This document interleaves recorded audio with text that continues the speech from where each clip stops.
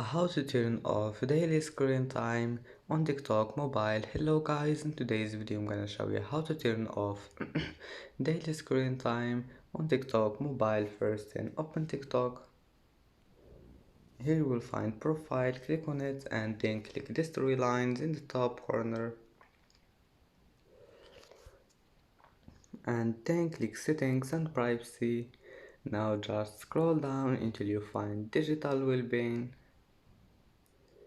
and here you will find the daily screen time. Click on it and then click turn off. Now just enter the current password here, and that's it for today's video. If you like this video, don't forget like and subscribe, and thank you for watching this video until the end, and see you in the next video.